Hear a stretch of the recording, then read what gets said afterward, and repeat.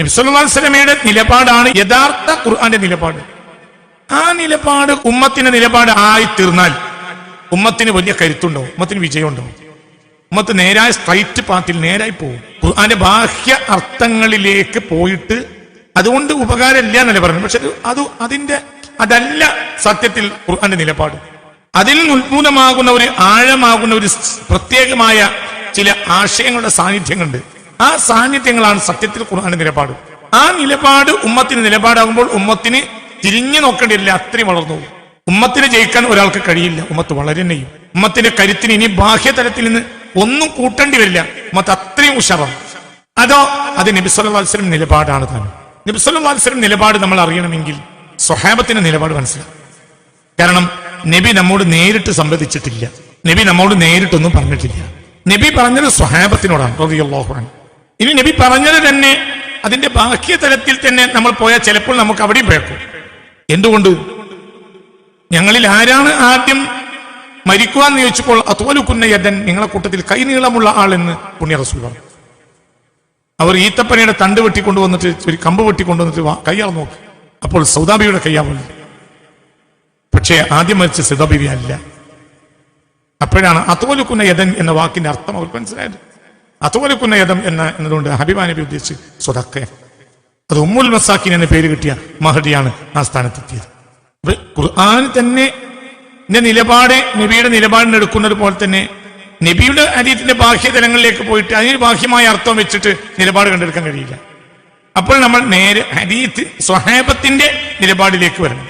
സ്വഹാബത്തിന്റെ നിലപാട് മനസ്സിലാക്കണമെങ്കിൽ താബിഈങ്ങളെയും തബഉ താബിഈങ്ങളെയും 14 നൂറ്റാണ്ട് കാലത്തെ താരീഖുകൾ പരിശോധിക്കണം. കാരണം ഒരു കാലത്തില്ലാത്ത പ്രശ്നങ്ങൾ ഒരു കാലത്ത് ഉണ്ടായിട്ടുണ്ട്, അക്കാലത്തില്ലാത്ത പ്രശ്നങ്ങൾ പിൽക്കാലത്തും ഉണ്ടായിട്ടുണ്ട്. അപ്പോൾ ഒരു കാലത്തില്ലാത്തൊരു പ്രശ്നം പിൽക്കാലത്ത് ഉണ്ടായപ്പോൾ അവരെന്ത് നിലപാടാണ് അതിന് സ്വീകരിച്ചത് എന്ന് മനസ്സിലാക്കാൻ നമുക്ക് കഴിയണമെങ്കിൽ ആ താരീഖ് പരിശോധിക്കും. അങ്ങനെ വരുമ്പോൾ നമ്മളെ കാലത്ത് പുതിയ പ്രശ്നങ്ങളുണ്ട്, നമ്മളെ കാലത്ത് പുതിയ പുതിയ പ്രശ്നങ്ങളുണ്ട്. അവിടെ ആ പ്രശ്നങ്ങളുടെ നിലപാടിനെ, ആ പ്രശ്നങ്ങളിൽ പണ്ടത്തെ നിലപാടുകളിൽ അവരെന്താണ് സ്വീകരിച്ചത്, ആ നിലപാട് മനസ്സിലായാൽ നമുക്ക് നമ്മൾ എടുക്കേണ്ട നിലപാടിനെ മനസ്സിലായി. അപ്പോൾ നമ്മൾ ശരിയായ വഴിയിലെത്തും, ആ വഴിയിൽ പോകും. അതുകൊണ്ടാണ് ഖുർആൻ ഊന്നി പറഞ്ഞ സിറാത്തുല്ലദീന അൻഅംത അലൈഹിം. ഇതാണ് അവിടെ മർമ്മം. അല്ലാതെ ഖുർആൻ ഇല്ലേ, ഉണ്ട്. ഖുർആൻ ഉണ്ടായതുകൊണ്ട് നമ്മൾ നേരിലെത്തൂലല്ലോ, ഖുർആൻ ഉണ്ടായതുകൊണ്ട് നമ്മൾ ജയിക്കൂലല്ലോ. നമ്മൾ ഇന്ന് തോറ്റു കിടക്കല്ലേ. നമ്മളെപ്പോലെ തോറ്റവർ ആരാണ് ഇന്ന് ഈ ലോകത്തുള്ളത്? മുസ്ലിങ്ങളെ പോലെ തോറ്റവർ ആരാണ് ഈ ലോകത്ത് ഇപ്പോൾ ഉള്ളത്? ഒരു ചേരും പറി ചേർക്കപ്പെട്ട ജനതയാണ് മുസ്ലിങ്ങൾ. ആർക്കും അവരെവിടെയും ഒരു പൂള് വെക്കേണ്ടടുത്തുകൊണ്ടേ പൂള് വെക്കാം, അതിന് ആളെ കിട്ടും. മുസ്ലിംസുമായി ലോകത്തുള്ള എല്ലാ വിഭാഗത്തിനും അവരവരുടെ കാര്യങ്ങൾ നടപ്പിലാക്കാനുള്ള ഒരു പൂളാണ് ഇന്ന് മുസ്ലിം സമുദായം. അത് നിരീശ്വരവാദികൾക്കും അവർ മുസ്ലിം നാമധാരികൾ ഒരുത്തരം പൂളാണ്. അതേപോലെ തന്നെ കമ്മ്യൂണിസ്റ്റുകൾക്ക് അങ്ങനെയാണ്, എല്ലാവർക്കും അങ്ങനെ ഒരുത്തരം പൂളായി നമ്മൾ മാറി. അപ്പൊ എന്താ നമ്മളെ പ്രശ്നം ഖുർആൻ ഇല്ലേ, ഉണ്ട്. ഒരു അക്ഷരം ഒഴിവായി പോയിട്ടില്ല, ഒരു ഹർക്കത്ത് പയച്ചിട്ടില്ല. പിന്നെന്ത് പറ്റിയത് 14 നൂറ്റാണ്ട് കാലത്തെ ഉമ്മത്ത് മുസ്ലിമത്തിന്റെ നിലപാട് മനസ്സിലാക്കാൻ നമ്മൾ ശ്രമിച്ചില്ല. അത് ശ്രമിക്കേണ്ടതാകട്ടെ സുന്നികളാണ്. സുന്നികൾ മൂഢന്മാരായി ജീവിച്ചു. മറ്റൊരു വിഭാഗം അത് ചെയ്യൂല. എന്തുകൊണ്ട്? അവർ ചരിത്രത്തെ കുഴിച്ചിട്ട് മൂടിയാൽ മാത്രമേ അവർ എണീറ്റിക്കാൻ കഴിയുള്ളൂ. കാരണം അവർക്ക് താരീഖുമായി ഒരു ബന്ധവും ഇല്ല. താരീഖിനെയും താരീഖിന്റെ ആസാറുകളെയും ലോകത്ത് ആസാറുകൾ നശിപ്പിച്ച ഒരു ജനത ഈ അടുത്ത കാലത്ത് വന്ന മുസ്ലിങ്ങളിലെ അവാന്തര വിഭാഗത്തെ പോലെ ഒരു ജനതയും താരീഖ് നശിപ്പിച്ച ഒരു ജനത ലോകത്തെവിടെയില്ല, എവിടെയില്ല, ഒരു ലോക ചരിത്രത്തിലില്ല. ഞാൻ പറയട്ടെ, പഴയ കാലത്ത് റഷ്യയിലൊക്കെ നല്ല ഓപ്പറകളുണ്ട്. ഓപ്പറകളുടെ നാടാണ് റഷ്യ. റഷ്യൻ ഓപ്പറകൾ എന്ന് പറഞ്ഞ ലോക പ്രശസ്ത പ്രത്യേകതരം നാടകമാണ് ഓപ്പറകൾ. ഷേക്സ്പിയറുടെ നാടകങ്ങളൊക്കെ പിൽക്കാലത്ത് റഷ്യൻ ഓപ്പറകളിൽ അവതരിപ്പിച്ചിട്ടുണ്ട്. വേറെയുണ്ട്. ഈ ഓപ്പറകൾ നൂറുകണക്കിന് കൊല്ലങ്ങളിൽ ഓപ്പറകൾ നടന്ന ചില കാസിലുകൾ ഓപ്പറ കാസിലുകൾ പിൽക്കാലഘട്ടത്തിൽ തീയിൽപ്പെട്ടിട്ട് തകർന്ന് വെന്ത് കരിഞ്ഞു വരുന്നുണ്ട്. അതായത് വെണ്ണീറായി പോയിട്ടുണ്ട് ചരിത്രത്തിൽ. ഞാൻ നിങ്ങളോട് ലോകത്തിന്റെ പൊതു സ്വഭാവം പറയണം. അപ്പോൾ അവര് വേഗം അവർക്ക് അവർ ജീവൻ നഷ്ടപ്പെട്ടതുപോലെയാണ് അത്തരം സംഗതികൾ ലോകചരിത്രത്തിൽ പലപ്പോഴും ഉണ്ട്. റഷ്യയിലുണ്ട്, പോളണ്ടിലുണ്ട്. അതിന്റെയും ചില താരീഖുകൾ ഞാൻ പലപ്പോഴും കണ്ടിട്ടുണ്ട്. ചില ഓപ്പറ ഹാളുകളൊക്കെ നശിച്ചു പോയപ്പോൾ ആ ഓപ്പറ ആളുകളെ പിന്നെ അങ്ങനെ തന്നെ അവർ പുനർനിർമ്മിച്ചു. എന്തുകൊണ്ട്? താരീഖും ആസാറുകളും നഷ്ടപ്പെടരുത്. അതിനെ പടിഞ്ഞാറൻ ജനത കാണിച്ച ഒരു ഔത്സുക്യം നമ്മെ അത്ഭുതപ്പെടുത്തും. അങ്ങനെ തന്നെ ഒരു ജനതയുടെ ഊർജ്ജസ്വലത എന്ന് പറഞ്ഞാൽ ഒരു ജനതയുടെ ഊർജവും ആ ജനതയുടെ മുൻഗാമികളുടെ ആധാറുകളാണ്, ശേഷിപ്പുകൾ. നമ്മളെപ്പോലെ ഒരു പറക്കത്തിലും വിശ്വസിച്ചിട്ടല്ലല്ലോ ഒരു ഓപ്പറ ഹാളിനെ പുനർനിർമ്മിക്കുന്നത്. സ്കോട്ട്ലൻഡിൽ നിന്നും ബ്രിട്ടനിൽ നിന്നും യൂറോപ്പിന്റെ മറ്റു ഭാഗത്തിൽ നിന്നും ക്രിസ്റ്റഫർ കൊളംബസിന് ശേഷം പറിച്ചു നടപ്പെട്ട ഒരു പുതിയ സിവിലൈസേഷനാണ് അമേരിക്കൻ സിവിലൈസേഷൻ. എന്താ അമേരിക്കക്കാർ ചെയ്തത്? അമേരിക്കക്കാർ യൂറോപ്പിൽ അവര് അത്ഭുതമായി കണ്ടിരുന്ന പല സംഗതികളും അങ്ങനെ തന്നെ അമേരിക്ക കൊണ്ട് പറിച്ചു വിട്ടു പലതും. എന്തിനാ അതൊക്കെ നിങ്ങൾ പറഞ്ഞ് നിങ്ങൾക്ക് അത്ഭുതം കേൾക്കണം. പിൽക്കാലഘട്ടത്തിൽ ഈജിപ്തിൽ ചില പിരമിഡുകളും മറ്റുമൊക്കെ പൊളിച്ചു മാറ്റിയപ്പോൾ അതിന്റെ കഷ്ണം കൊണ്ടുപോയിട്ട് സാൻ ഫ്രാൻസിസ്കോയിലും വാഷിംഗ്ടണിലുമെല്ലാം അപ്പടി ഈ ഫറോവയുടെ പിരമിഡുകളും മന്ദിരങ്ങളുമെല്ലാം അങ്ങനെ തന്നെ യൂറോപ്യന്മാർ പണിതു, അമേരിക്കക്കാർ. എന്തേ? അതൊരു ജനതയുടെ ശേഷിപ്പുകളാണ്, നശിച്ചു പോകുന്നത്. അതേ സമയത്ത് പുണ്യ റസൂല്, ബഹുമാനപ്പെട്ട അമ്പിയാക്കൾ, ബഹുമാനപ്പെട്ട സ്വാലിഹീങ്ങൾ, ബഹുമാനപ്പെട്ട സ്വഹാബത്ത്, അവരോട് ബന്ധപ്പെട്ട ഒരു ആസാറും ഇന്ന് ലോകത്തില്ല, ഒന്നുമില്ല. അതിൽ 100% തകർത്തു കഴിഞ്ഞു, 100% തകർത്തു. എന്തുകൊണ്ട്? ചരിത്രത്തിന്റെ ശേഷിപ്പുകൾ പലപ്പോഴും അവരെ മേൽ കൊഞ്ഞനം കുത്തും എന്ന് പേടിയുള്ള വിഭാഗമാണ് അധികാരത്തിലിരിക്കുന്നത്. ആ ശേഷിപ്പുകൾ അവരെ ഉറക്കം നഷ്ടപ്പെടുത്തും. അങ്ങനെയാണല്ലോ അതിന്റെ കാര്യം. പഴയകാല ചരിത്രങ്ങൾ അങ്ങനെയാണ്. ഒരു മകൻ ബാപ്പാനെ കൊന്നതാണെങ്കിൽ ബാപ്പ ഇരിക്കുന്ന കസേര എങ്ങനെയെങ്കിലും അവിടുന്ന് ഒഴിവാക്കും. എന്തുകൊണ്ട്? അത് കാണാൻ കഴിയില്ല. അതവനെ അവന്റെ നേർക്കത് 1000 ചോദ്യങ്ങൾ എടുത്തു. അവന് ഉറക്കം കിട്ടൂല. ബാപ്പാനെ കസേര ഉണ്ടായി, ബാപ്പാനെ തുണിയുപ്പയം ഉണ്ടായി. അപ്പോൾ ഒരു ജനതയുടെ ആയിരക്കണക്കായ കൊല്ലങ്ങളെ മുസ്ലിം നിലപാടുകൾക്കെതിരായിട്ടാണ് ഇപ്പോൾ പുതിയൊരു ജനത വന്നത്. ആ ജനത ഇപ്പോൾ ചെയ്തുകൊണ്ടിരുന്നത് തകർത്ത് കഴിഞ്ഞു, ഇനിയൊന്നും തകർക്കല്ല.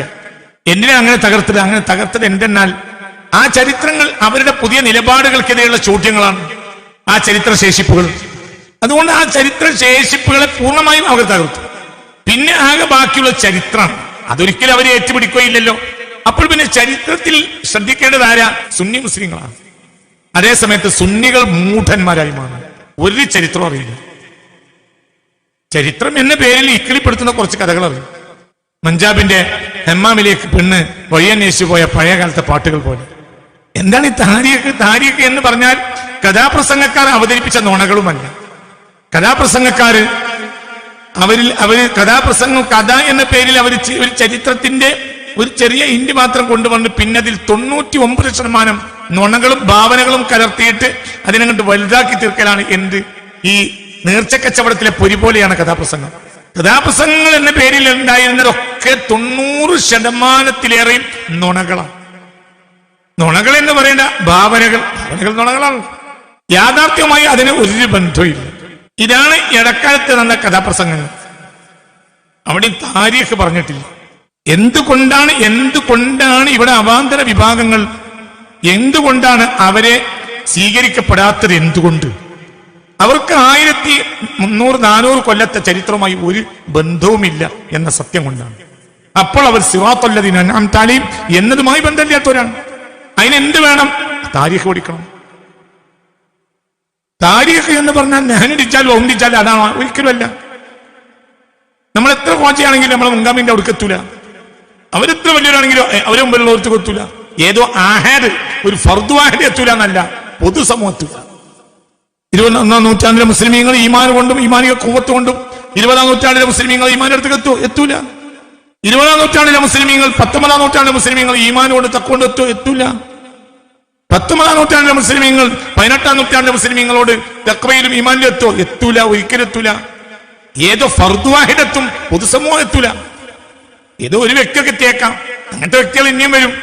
ഇനിയിപ്പോ ഒരു മുഹീദ്ദീൻ ശൈഖ് റളിയല്ലാഹുവിനെക്കാളും വലിയ ഒരാൾ ഇനി വരും. അപ്പൊ ഇവിടെയൊക്കെ നമ്മൾക്ക് സംഭവിച്ചിട്ടുള്ള ഇവിടെ എന്ത് വേണം? നമ്മൾ കൂലങ്കഷമായി പഠിക്കണം. പണിയാണത്. അത് ചിന്തിച്ചില്ല. സുന്നികൾ ഇങ്ങനെ മൂഢരാകാൻ തുടങ്ങിയതിന്റെ പിന്നിൽ ഒരു നൂറ്റാണ്ട് കാലഘട്ടത്തിലുള്ള നടന്നിട്ടുള്ള ചില ചതികളാണ്. എന്താണ് ആ ചതി? ഒന്ന്, ഇത്തരം അവാന്ത വിഭാഗങ്ങൾ, ഇത്തരം ഇസ്ലാമിന്റെ പൗരാണികതയുടെ ശത്രുക്കൾ ആയ മുസ്ലിം നാമധാരികൾ കുഴിച്ചിട്ട താരീഖ് പൊളിച്ചത് കൊണ്ടുവന്നാൽ അവരുടെ അതൃപ്തിക്ക് കാരണമാകുമോ എന്ന് ആധുനിക മുസ്ലിം ഗവേഷകന്മാരും പ്രഭാഷകരും ചിന്തിച്ചു. അങ്ങനെ വന്നാൽ എന്തുണ്ടാവും? അങ്ങനെ വന്നാൽ നമുക്ക് അവരുടെ നാട്ടിൽ പിരിവ് നടത്താൻ പറ്റൂല. അവരുടെ പിരിവ് കൊണ്ടാണ് നമ്മളൊക്കെ നടന്നു പോകുന്നത് എന്ന ചിന്ത. ഇങ്ങനെ ഞങ്ങോട്ട് പോകാൻ പറ്റൂല എന്ന ഇതൊക്കെ ഇവിടെ വന്നിട്ടുള്ള വളരെ നഷ്ടങ്ങളാണ് എന്ന് പറഞ്ഞാൽ തീരൂല്ല. നിങ്ങൾ വളരെ ആത്മാർത്ഥമായി നിങ്ങൾ പരിശോധിക്കണം, നിങ്ങൾക്ക് ഇത് മനസ്സിലാവും. സുന്നി പ്രഭാഷകർ തന്നെയും അങ്ങനെയാണ്. സുന്നി പ്രഭാഷകർ തന്നെയും മേലക്കത പറ്റുന്ന വിഷയത്തിലൊന്നും ഗവേഷണം നടത്തില്ല. കാരണം അവരൊക്കെ ഇടക്കിടക്ക് ഗൾഫ് പോകുന്നവരാണ്. അപ്പോൾ ഇവിടെ എന്താ സംഭവിച്ചത് പൊതുജനത്തിന് എന്താണ് സുന്നി എന്താണ് അസുന്നി എന്ന കാര്യത്തിൽ ഒരു ഫർക്കില്ല അറിയാം. ഈ കേവലമായ വർത്തമാനങ്ങളാകട്ടെ അവരുടെ മനസ്സിനെ തൃപ്തിപ്പെടുത്തുന്ന ഉത്തരങ്ങളായതുമില്ല. അപ്പോൾ ജനം ആ ഭാഗത്തേക്ക് ഒഴുകി. ആ ഭാഗത്തേക്ക് ചിലർ ഒഴുകി, ചിലർ മോഡേണിസത്തിലേക്ക് ഒഴുകി, ചിലരാകട്ടെ മതനിരാസത്തിലേക്ക് പോയി. ഇതൊന്നൊരു സുഖല്യാന്ന് മനസ്സിലായി.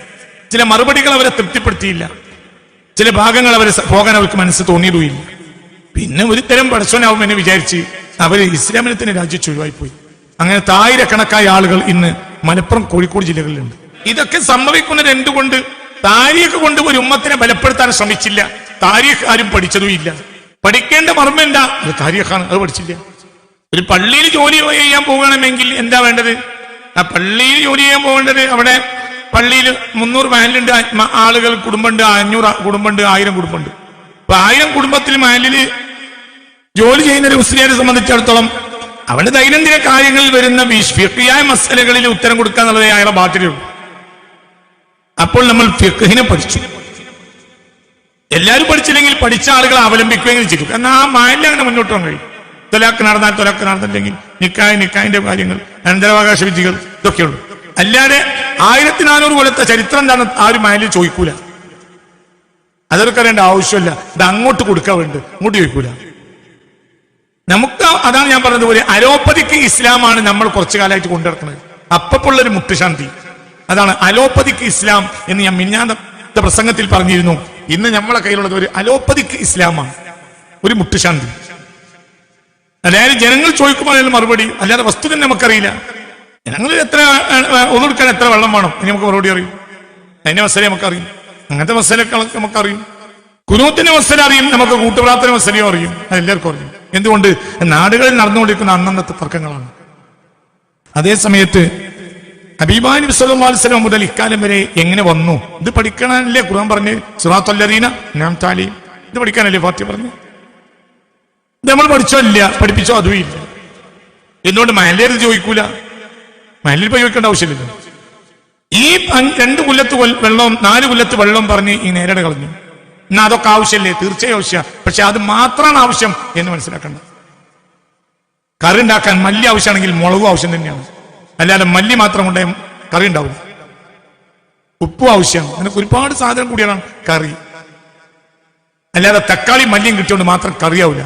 അതിനൊരു തക്കാളിന്റെ വെള്ളം എന്ന് പറയും പഴയ കാലത്ത്, അല്ലാതെ കറി എന്ന് പറയും.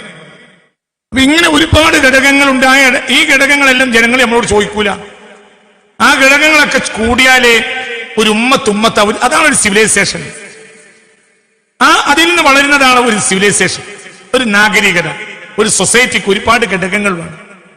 ലോകത്തെ ഏറ്റവും ബലിഷ്ഠമായ ഒരു സിവിലൈസേഷനാണ് പരിശുദ്ധ ദീനുൽ ഇസ്ലാം മുസ്ലിങ്ങൾ കൊണ്ടുവന്നത്. അവരിൽ എല്ലാം ഉണ്ട്, അവരെല്ലാം ഉണ്ട്. അവരില്ലാത്തൊന്നുമില്ല. അവർക്ക് പുറത്തുനിന്ന് ഒന്നും കടം കൊള്ളേണ്ടി വന്നില്ല. പുറത്തുനിന്ന് ഒന്നും കടം കൊള്ളേണ്ടി വരാത്തൊരു ജനതയാ മുസ്ലിമീങ്ങളായിരുന്നു. ആ രൂപത്തിലാണ് മുസ്ലിമീങ്ങൾ വളർന്നത്. എന്നാൽ ഈ താരീഖ് നമ്മൾ എറിഞ്ഞതോടുകൂടെ, അതായത് ഫിഖ് പഠിക്കേണ്ടെന്നല്ല, ഫിഖ് 100% പഠിക്കണം. എന്തുകൊണ്ട്? മസാഇൽ യൗമിയ, മസാഇലുൽ അഷ്ഖാസ്, മസാഇലുൽ ഉസർ, ഇതൊക്കെ വലിയ വലിയ വിഷയങ്ങളാണ്. ഒരു സമൂഹത്തെ ബാധിക്കുന്ന നിയമങ്ങൾ ഉണ്ടാവും, ഒരു കുടുംബത്തെ ബാധിക്കുന്ന നിയമം ഉണ്ടാവും, വ്യക്തിയെ ബാധിക്കുന്ന നിയമം ഉണ്ടാവും. ഇതൊക്കെ ഫിഖുമായി ബന്ധപ്പെട്ടതാണ്. പഠിക്കണ്ടേ? 100% പഠിക്കണം. പക്ഷേ അത് നമ്മുടെ ദൈനംദിന ജീവിതത്തിലെ ചോദ്യവും പറച്ചിലും ആവശ്യവും മര്യാദയാണ്. അതേ സമയത്ത് ഒരു ഉമ്മത്തിന്റെ നിലപാട് ഫിഖ് അല്ല. ഫിഖ് ഫുറൂഇയാത്തിൽപ്പെട്ടല്ലേ. ഫുറൂഇയാത്ത് എങ്ങനെ നിലപാടാവുക? ഒരു ഉമ്മത്തിന്റെ നിലപാട് എന്ന് പറഞ്ഞാൽ അതിന്റെ ഉസൂലിയാത്താണ്. ആ ഉസൂലിയാത്തിൽ മർമ്മം മുത്തുനബിയുടെ നിലപാടാണ്. മുത്തിന്റെ നിലപാട് സ്വഹാബത്തിന്റെ നിലപാടാണ്. സ്വഹാബത്തിന്റെ നിലപാട് താബിഈങ്ങളുടെ നിലപാടാണ്. താബിഈങ്ങളുടെ നിലപാട് തബഉ താബിഈങ്ങളുടെ നിലപാടാണ്. ഈ 1400 ചില്ലാണ് കൊല്ലവും ഒരു കൊല്ലമില്ലാത്ത പ്രശ്നം അടുത്ത കൊല്ലം ഉണ്ടായിട്ടുണ്ട്. അപ്പോൾ മുൻഗാമികൾ എന്ത് ചെയ്തു എന്ന് പഠിച്ചാൽ മതി. ഇനി പഠിക്കുന്ന കാര്യത്തിൽ കുറ്റകരമായ അനാസ്ഥ സുന്നി മുസ്ലിയാക്കന്മാർ കാണിച്ചു. അവർ താരീഖ് പഠിച്ചതേയില്ല. ഇനി താരീഖ് എന്ന പേരിൽ ചില പുതിയ സ്ഥാപനങ്ങളിൽ ഒക്കെ നമ്മൾ പുതിയതായ പഠനമൊക്കെ നടത്തുന്ന സ്ഥാപനങ്ങളുണ്ട്. സാമാന്യ വിദ്യാഭ്യാസം മറ്റുമൊക്കെയുള്ള സ്ഥാപനങ്ങളുണ്ട്. പക്ഷെ ആ സ്ഥാപനങ്ങളിൽ താരീഖ് പഠിപ്പിക്കുന്നതോ വഹാബികൾ ജമാഅത്തുകാർ എഴുതിയ താരീഖുകളാണ്. അതെങ്ങനെ ശരിയായ താരീഖാവുക? ഇതൊന്നും ആർക്കും നിഷേധിക്കാൻ കഴിയില്ല. സുന്നികൾ നമ്മളൊരു വലിയ കൂട്ടരാണ് എന്ന് പെരുമ്പറ കൊട്ടി പ്രസംഗിക്കുമ്പോഴും അപൂർണരാണ് എന്നതിന് ഏറ്റവും വലിയൊരു ഉദാഹരണം ഞാൻ ഈ പറഞ്ഞു.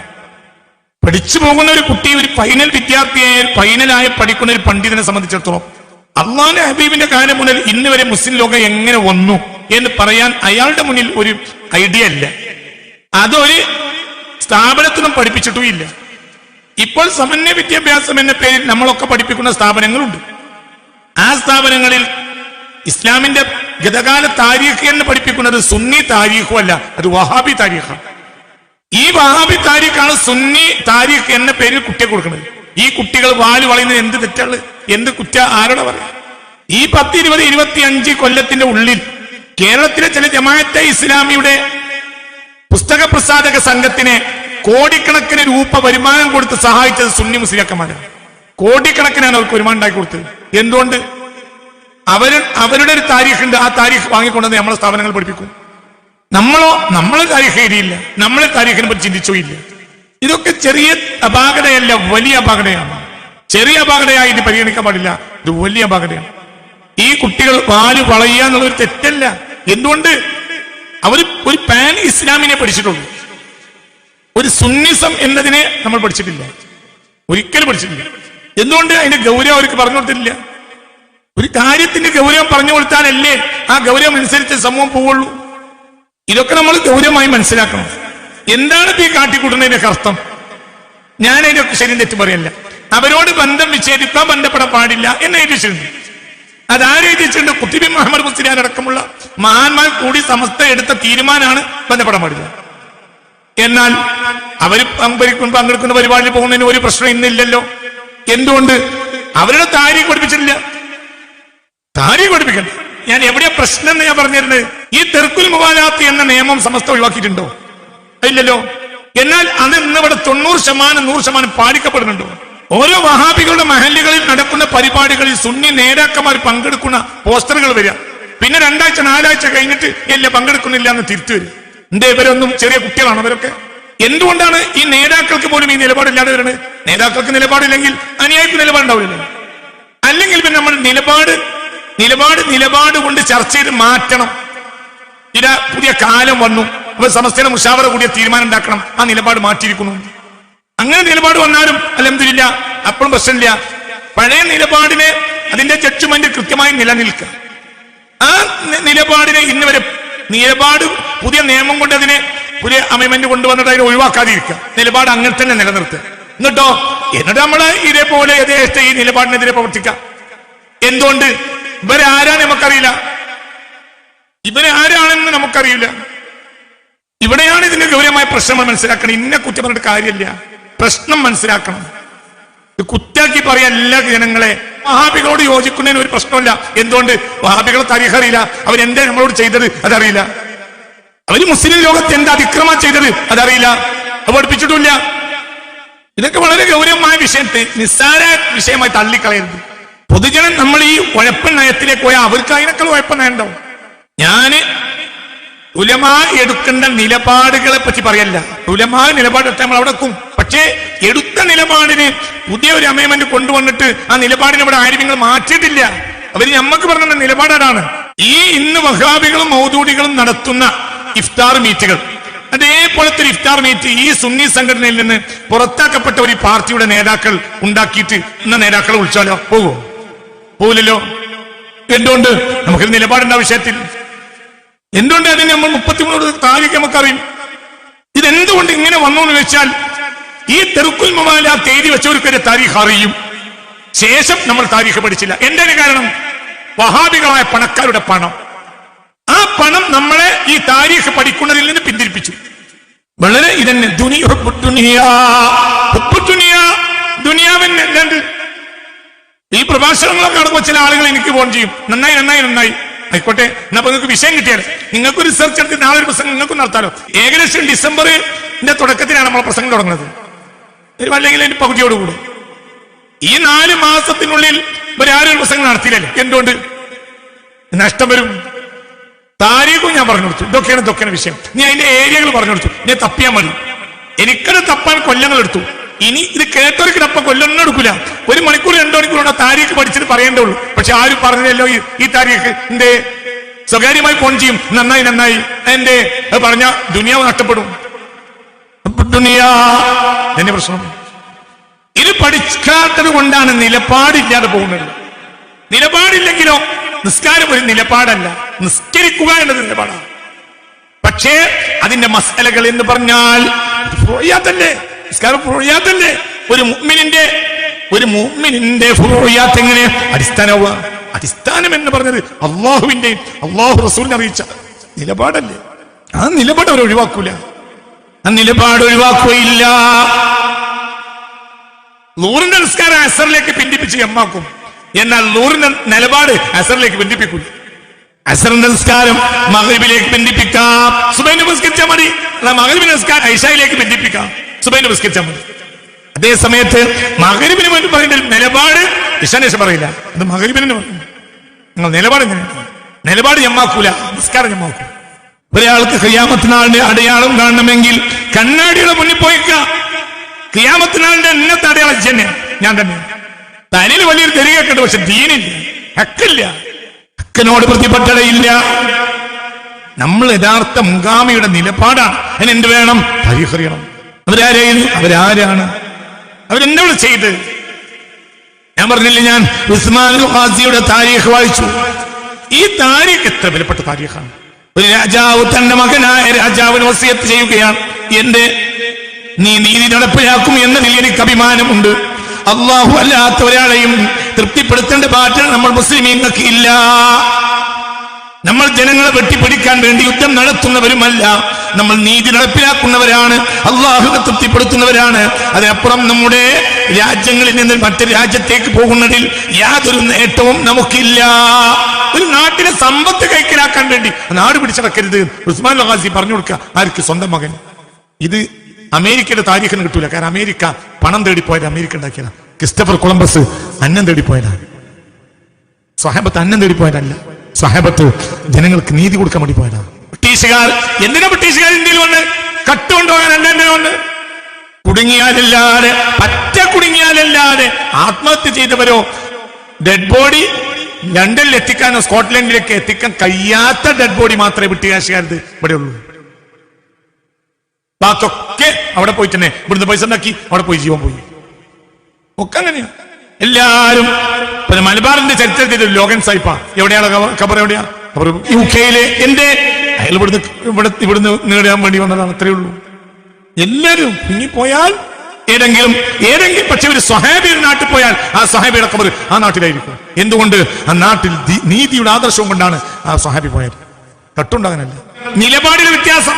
ബ്രിട്ടീഷുകാരും സ്കോട്ട്ലൻഡുകാരും അമേരിക്കക്കാരും ലോകത്തേക്ക് പോയത് എന്തിനു വേണ്ടിയാ? മോഷ്ടിക്കാൻ. എന്നാൽ നബിയിൽ മുസ്തഫ ഹബീബാനയുടെ ശിഷ്യന്മാരെന്തിനാ പോയത്? സത്യാദർശങ്ങളെ ജനങ്ങളിലെത്തിക്കാൻ. ഇതൊരു രാജാവ് പറയാം മകനോട്, ഒരു നാട് പിടിച്ചടക്കാനോ അവിടുത്തെ സമ്പത്ത് കൈക്കലാക്കാനോ ആ നാടിനോട് യുദ്ധം ചെയ്ത് കേട്ടോ, നിനക്ക് അവിടെ നീതി നടപ്പിലാക്കാൻ കഴിയുമെങ്കിൽ മാത്രം ചെയ്താൽ മതി. അവിടെ അനീതി വാഴുന്നുണ്ടെന്നും അവിടുത്തെ അനീതി നീക്കണമെന്നും ആഗ്രഹിച്ച് അവരെ പൊതുജനം പ്രയാസത്തിലാണെന്നും അവർക്ക് നീതി കൊടുക്കണമെന്നും ആഗ്രഹിച്ചു അതിനൊക്കെ കഴിയെങ്കിൽ മാത്രം മതി. ഇല്ലെങ്കിൽ പണം നേടാൻ വേണ്ടിയോ പെണ്ണിനെ പിടിച്ചുകൊണ്ടാകാൻ വേണ്ടിയിട്ടോ ഒരു നാട് ആക്രമിക്കാൻ പാടില്ല. ഒരു ബാപ്പ സ്വന്തം മകന് വസിയത്ത് ചെയ്യുക. അദ്ദേഹം സ്ഥാപിച്ചതാണ് ഉസ്മാനി ഭരണകൂടം. അതാണ് ഉസ്മാൻ ഖാസി. അവരിടം വരെ അവസാനം വരെ എങ്ങനെയാ? ഞാൻ ഇന്ന് നിങ്ങൾക്ക് ബഹുമാനപ്പെട്ട അല്ലാമ യൂസുഫ് നബഹാനി എഴുതിയ താരീഖ് വായിക്കാം. ബഹുമാനപ്പെട്ടവര് ഈ വിഷയത്തിൽ പറയുന്ന ബഹുമാനപ്പെട്ടവരുടെ കിതാബ് ഖുലാസത്തുൽ ബയാൻ ഫീ ബഅലി മആസിരി മൗലാന സുൽത്താൻ അബ്ദുൽ ഹമീദ് താനി വ അജ്ദാദിഹി ആലി ഉസ്മാൻ. ഇത് അല്ലാമ സുന്നികളുടെ കൂട്ടത്തിലെ ഏറ്റവും വലിയ പണ്ഡിതന്മാരിൽ ഒരാളാണ് അല്ലാമ യൂസുഫ് നബഹാനി. അല്ലാമ യൂസുഫ് നബഹാനി പറഞ്ഞാൽ അത് സുന്നികൾ അംഗീകരിക്കും. അത്രയും വലിയ പണ്ഡിതനാണ് അല്ലാമ യൂസുഫ് നബഹാനി. അത്രയും വലിയ ലോകപ്രശസ്തനായ കഴിഞ്ഞ നൂറ്റാണ്ടിലെ ലോകപ്രശസ്തനായ സുന്നി നേതാവ് ജഈമാണ് ആര്? അല്ലാമ യൂസുഫ് നബഹാനി. ഒരു ഇമാമിന്റെ സ്ഥാനത്തുള്ള ആളാണ് 20-ാം നൂറ്റാണ്ടിൽ മുസ്ലിം ഉമ്മത്തിന്. അതാണ് അല്ലാമ യൂസുഫ് നബഹാനി റഹ്മത്തുള്ളാഹി അലൈഹി. അദ്ദേഹം എഴുതിയ ഖുലാസത്തുൽ ബയാൻ ഫീ ബഅലി മആസിരി മൗലാന സുൽത്താൻ അബ്ദുൽ ഹമീദ് താനി വ അജ്ദാദിഹി ആലി ഉസ്മാൻ എന്ന കിതാബാണ് എന്റെ കയ്യിലുള്ളത്. ശ്രദ്ധിക്കുക, ആ കിതാബിൽ എഴുതി വെച്ചിരിക്കുകയാണ് ഇവരെ നമ്മൾ ബഹുമാനിക്കണം. അതേ ഉസ്മാനി രാജാക്കന്മാരെ. قال القطب الرباني عبد الوهاب الشعراني رضي الله عنه في كتابه البحر المورود أخر علينا الوهود أن نكرم ولاة أمورنا من أمير ووزير وقاض عسكر ووال ويجوز لنا أن نقبل أيديهم ونقوم لهم. അബ്ദുൽ വഹാബ് ഷഅറാനി റളിയല്ലാഹു അൻഹു പറഞ്ഞു,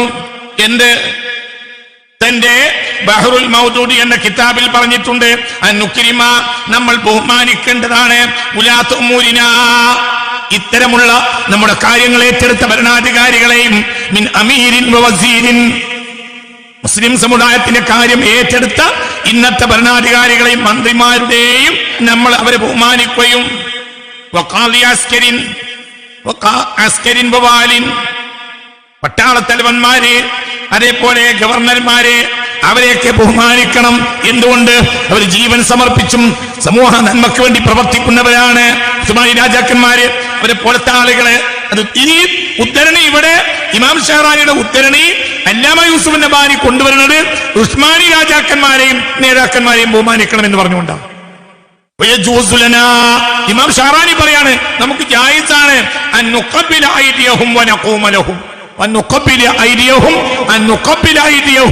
അവർക്ക് വേണ്ടി എണീറ്റ് നിൽക്കൽ നമുക്ക് ജായിസാണ്. ഒരു ഭരണാധികാരി, അതായത് സമൂഹത്തിന് നന്മ ചെയ്യുന്ന ഭരണാധികാരി വരുമ്പോൾ നമ്മൾ എണീറ്റ് നിൽക്കണം.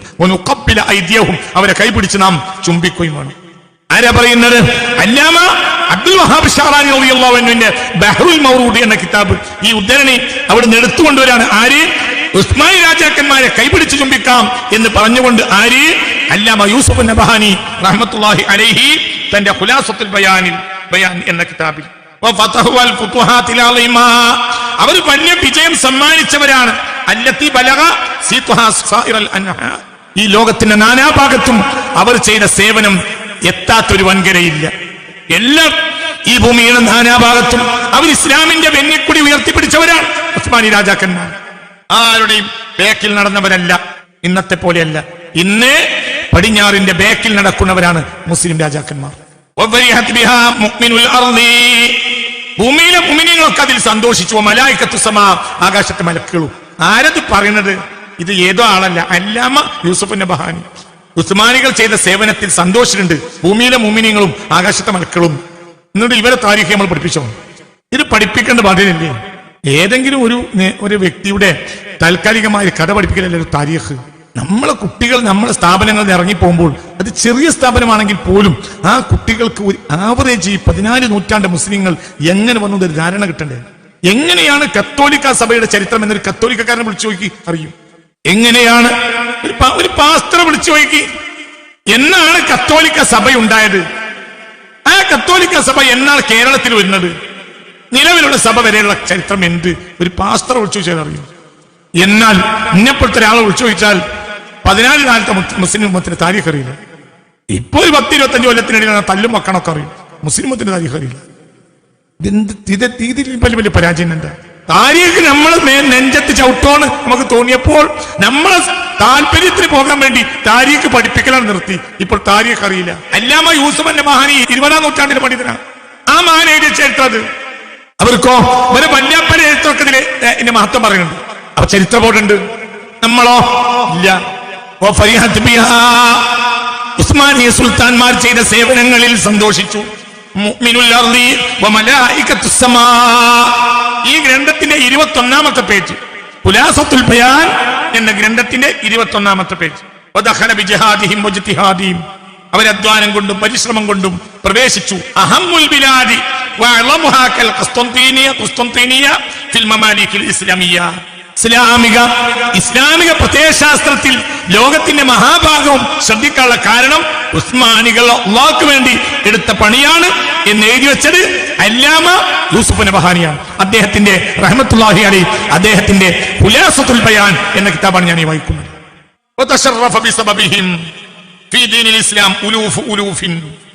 ലക്ഷലക്ഷങ്ങൾ, ജനകോടികൾ. അൽഫാണ് 1 ലക്ഷം. ഇത് ആയിരത്തിന്റെ ആയിരങ്ങൾ, ആയിരങ്ങളുടെ ആയിരങ്ങൾ, കോടികൾ, ജനകോടികൾ ഇസ്ലാമിൽ വരാനുള്ള കാരണം, ഇസ്ലാം കൊണ്ട് അഭിമാനിക്കാനുള്ള കാരണം ഉസ്മാനികളുടെ സേവനമാണ്. ആകാശത്തെ മലക്കുകൾ പോലും അതിൽ സന്തോഷിച്ചിട്ടുണ്ട്. റൂം, റോമില്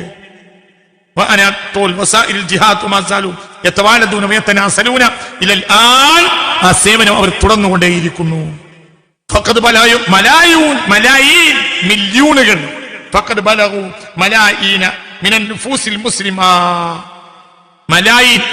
മില്യൺ ആളുകൾക്ക് ഇസ്ലാം എത്താൻ കാരണം ഉസ്മാനി ഖലീഫമാരുടെ പ്രവർത്തനങ്ങളാണെന്ന് അല്ലാമ യൂസുഫ് നബഹാനി.